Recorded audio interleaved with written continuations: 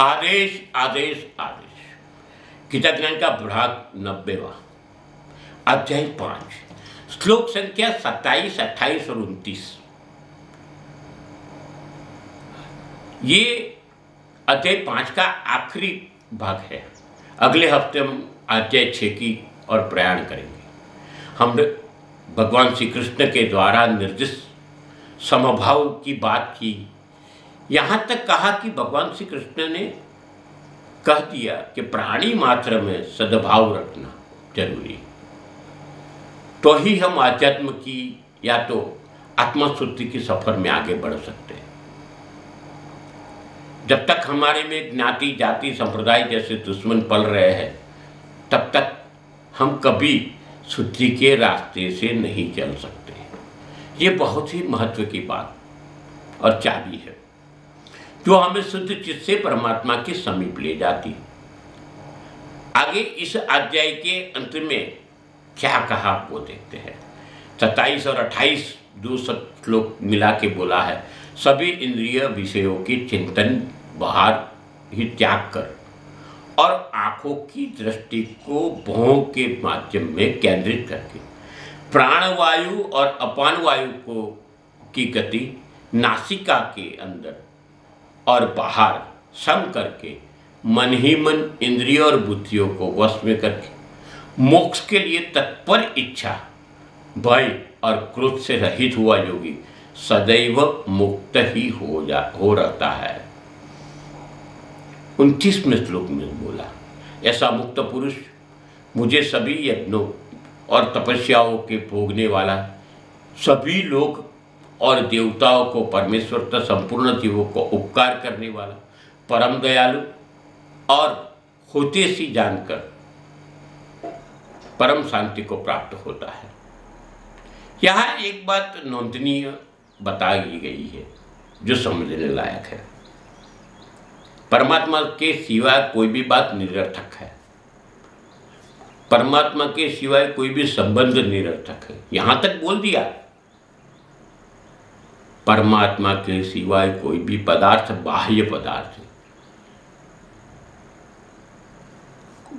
परमात्मा के सिवाय कोई भी बात का चिंतन भी नहीं करना चाहिए। बाह्य पदार्थों को, संबंधों को त्याग कर कर्मयोग और ज्ञान योग द्वारा त्याग देना चाहिए। मतलब यही है कि ध्यान और चिंतन में सिर्फ और सिर्फ परमात्मा ही होने चाहिए। बाह्य पदार्थ अवरोधक नहीं है, पर देखने जैसा है कि बाधक तो है, क्योंकि हमारा लगाव हो जाता है। नेत्र बंद करके जब भी हम ध्यान मुद्रा में बैठते हैं, तब भ्रमरों के बीच में आज्ञा चक्रों पर ध्यान केंद्रित करने को बोला। इसका मतलब यही है कि अगर नेत्र खुले होंगे तो स्वाभाविक तौर पे हमारा ध्यान भटकता ही रहेगा, क्योंकि दृश्य हमेशा विचलित कर देता है। हमने पहले भी रेचक कुंभक की बात की थी। दूसरी भाषा में यहाँ तक कहा कि पूरा कुंभक रेचक की क्रिया को अपान वायु और प्राण वायु के माध्यम से समझाया। यहाँ ये भी कह दिया, प्राण और अपान वायु की मात्रा सम हो जाए तब सने सने हमारा लक्ष्य जो परमात्मा प्राप्ति के है उसकी और सिद्धता पा सकते हैं। बहुत ध्यान रखने जैसी बात है।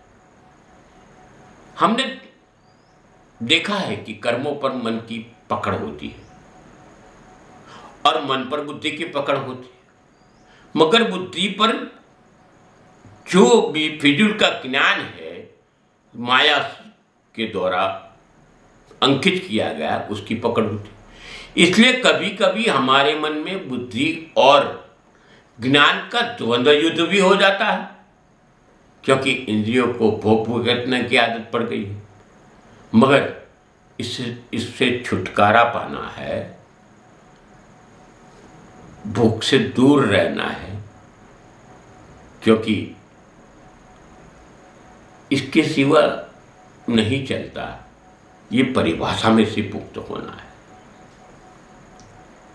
क्योंकि भोग जो हमारे में आदत पड़ गई है, हम यूज्ड टू हो गए हैं, उसके दलदल में से मुक्त नहीं हो पाते, तो भगवान के कर्म में हम बाधक हो जाते हैं। वहां पे भगवान के कर्म कैसे होंगे? मैं ये करूंगा, ये करूंगी तो मुझे ये प्राप्त होगा, ये कर्म बंधन हो जाता है। कर्मयोग, सांख्य योग, ध्यान योग, भक्ति योग इत्यादि बातें सिद्ध करने के लिए दृढ़ संकल्प या निश्चय की जरूरत है, अड़ग मन की नहीं जरूरत है। नहीं तो हम निर्बल हो जाते हैं, और निर्बलता जब आती है तब क्रोध आ जाता है।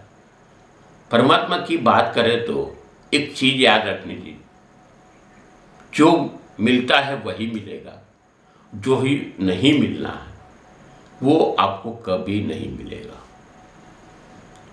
इसका मतलब ये नहीं कर्म छोड़ दो, पहले भी बताया गया है, कर्तव्य करना है, कर्म करना है, उससे पीछे नहीं हटना, मगर उसमें आसक्ति नहीं होनी चाहिए।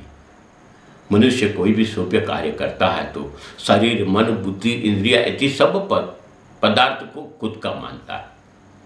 मैं कथा करवा रहा हूँ, मैं यज्ञ करवा रहा हूँ, और जो शुभ कार्य करता है वो भोक्ता हो जाता है। सीधे शब्दों में कहे तो भूखों को अन्न दिया जाए तो अन्न को भोक्ता मानता है, मगर यहाँ पे भगवान श्री कृष्ण कहते हैं भोक्ता में ही हूँ, बाहर मत थे। प्राणी मात्र के हृदय में परमात्मा के सिवाय कुछ है ही नहीं। शरीर, मन, इंद्रिया, बुद्धि, प्राणी, स्त्री, पुत्र, धन, जमीन, मकान, वाहन इत्यादि खुद का मान के जीते हम, तब तक कि हमको कई चीजों की आदत पड़ जाती है। इसके बिना नहीं चलता है। अरे क्या भाई, आप जन्म लिए तब ये सब था क्या? इसके सिवा नहीं चलता है। जो भी व्यसन हो इसको छोड़ना सीखो, क्योंकि वो भी एक माया है। तब तक परमात्मा संसार का मालिक कहता है कि आप जब तक ऐसा समझते हो कि मैं करता हूँ, मैं भोगता हूँ, तब तक आप अपनी जात से गद्दारी कर रहे हो। हम ये भूल जाते हैं कि मेरा कुछ नहीं है, मैं इस सृष्टि का अंश हूं, मेरा कुछ नहीं। इसको अनदेखा कर देते हैं। अगर हम इस चीज का ख्याल रखें कि मेरा कुछ नहीं है, तो या तो मैं सृष्टि का एक अंश हूं, सब तो मेरे परमात्मा का है। हम बंधन से मुक्त होकर सिर्फ और सिर्फ परमात्मा के ही अधीन जी सकते हैं। यही करने वाला महायोगी, महापुरुष शांति को प्राप्त करता है और शांति के साथ में परमात्मा के नजदीक जीता है। यह समझने वाली बात है। इस प्रकार उपनिषद, ब्रह्म विद्या तथा योग शास्त्र रूप श्रीमद् भागवत गीता के श्री कृष्ण अर्जुन संवाद में कर्म संख्या योग नामक 5वां अध्याय भगवान श्री कृष्ण के चरणारविंद में समर्पित करता हूँ और प्रार्थना करता हूँ गुरु गोरक्षनाथ जी और भगवान श्री कृष्ण आप सबके जीवन में धन्यता बना रहे। बस एक विनती साथ में कि आप इस चैनल को सब्सक्राइब करें, इस वीडियो को लाइक करें और साथ साथ इसको शेयर करिए, लोगों तक पहुंचाइए। ये मेरी और आपकी बात नहीं है, ये कृष्ण अर्जुन संवाद के गीता की बात। अगले हफ्ते मिलते हैं नए अध्याय के साथ में। अध्याय 6 चालू होगा।